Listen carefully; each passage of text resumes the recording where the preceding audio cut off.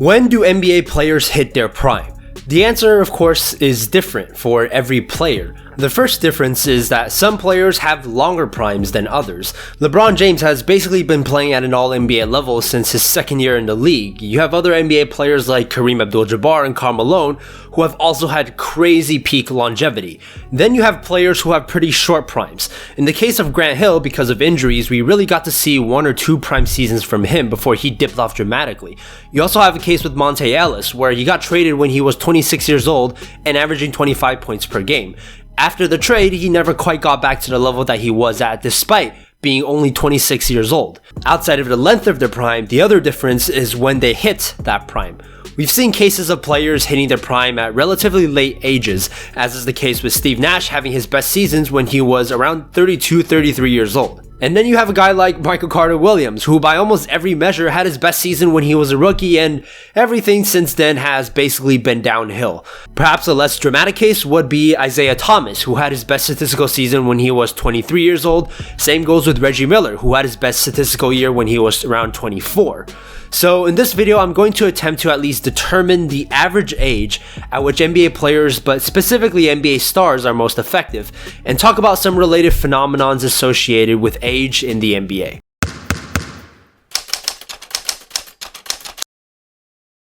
What's up guys, my name is Mark, and I think most NBA fans can intuitively guess the average age at which a player hits his prime relatively accurately. I mean, if in your head right now, if you just think of like the top 10, top 15 players in the NBA right now, and you sort of ballpark their average age, that gives you an answer that is probably pretty close. But of course, there are some more scientific ways we can estimate the average age upon which a player is in his prime. Now first, let's clarify some things about what it is exactly that we are estimating. I think first of all, let's specify that we are measuring the primes of NBA stars, so excluding players who are role players for their entire careers, because that gets way too complicated.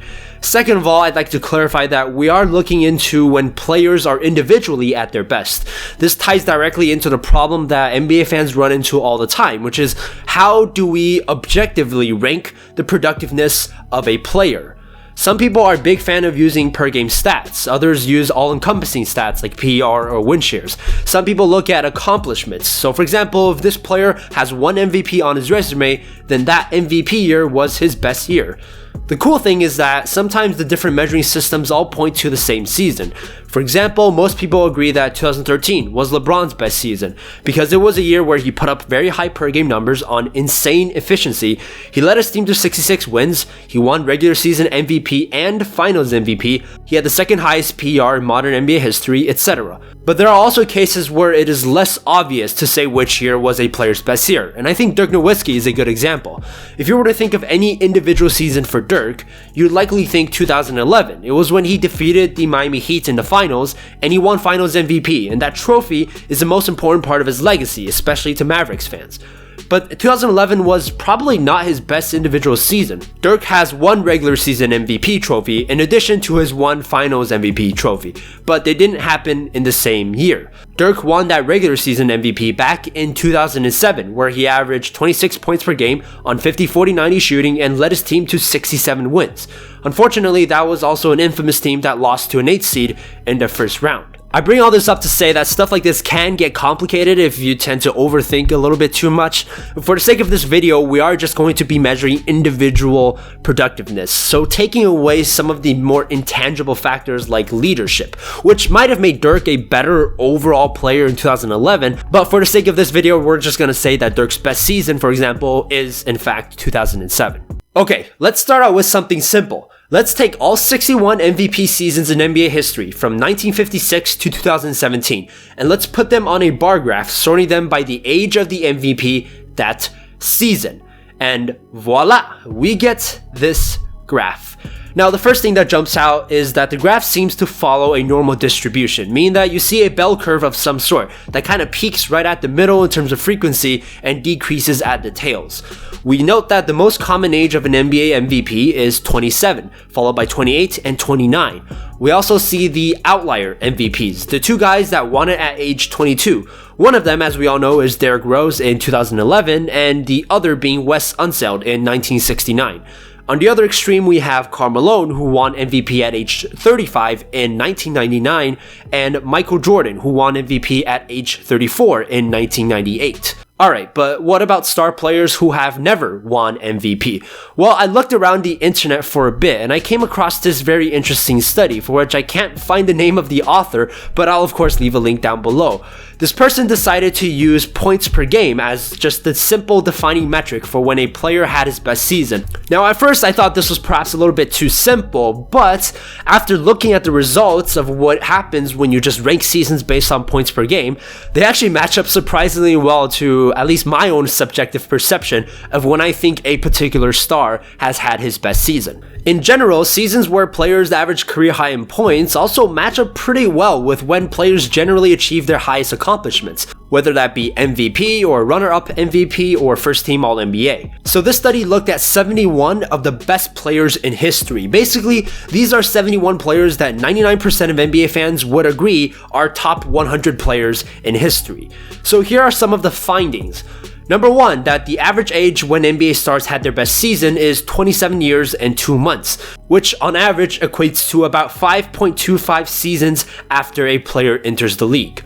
Only 15% of players had their best season after the age of 30, which includes guys like Hakeem Olajuwon, Larry Bird, Steve Nash, and Ray Allen. Only 20% had their best season within their first 3 years in the league.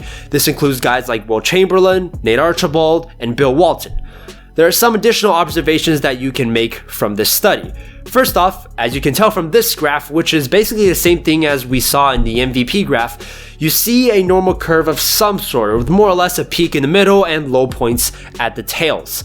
The second interesting finding is this, a graph that measures the height of an NBA player, in this case by meters, against the most productive age of that player. And this graph shows basically zero correlation between the factors, suggesting that the position you play, which is highly correlated with height, doesn't necessarily affect when you'll have your best season. I think this is interesting because I don't know about you, but for me at least, I always intuitively thought that point guards hit their prime generally later than wing players and centers. I mean, I'm just going through my head right now of current players. You have a guy like Kyle Lowry who hit his prime basically in Toronto, which was kind of late towards his career. You have a guy like Mike Conley who basically had his best season last year. I think it was, 29 or 30 last year. And then, well, I guess in that case, Marc Gasol is another case of a late bloomer, and Marc Gasol is obviously a center. So, I don't know. Let me know what you guys think down below. Do you guys think there's a correlation between the position you play, or perhaps more specifically your height, and what age you enter your prime? According to this data, there isn't, but again, this is not a perfect study, and of course, you could always argue that there's some other influencing factors. So let me know what you guys think about this idea down in the comments below. Alright, I have one more graph to show you guys. This one I think is pretty cool too.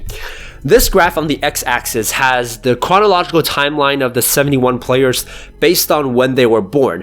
On the y-axis is the age at which they had their best season. So again, this graph shows no correlation, suggesting that throughout NBA history, the average age at which an NBA star hits their prime hasn't changed all that much. Now this one doesn't surprise me as much, since I can't think of a very convincing reason to believe why there would be a change throughout history. If you were to try to summarize when a player hits their prime, it's the time at which point the combination of their skill and athleticism are maximized, because soon after you enter the NBA, your athleticism starts declining.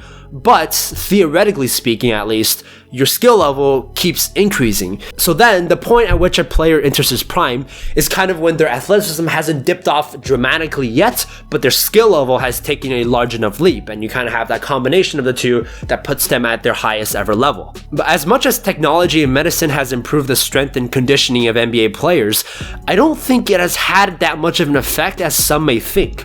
We have just as much, if not more, injuries in today's NBA than in any year past, and for something like the age at which you are most explosive, I personally believe that stuff is so human nature and biologically programmed into the bodies of human beings that most of it probably can't be changed or altered by whatever modern technology there is.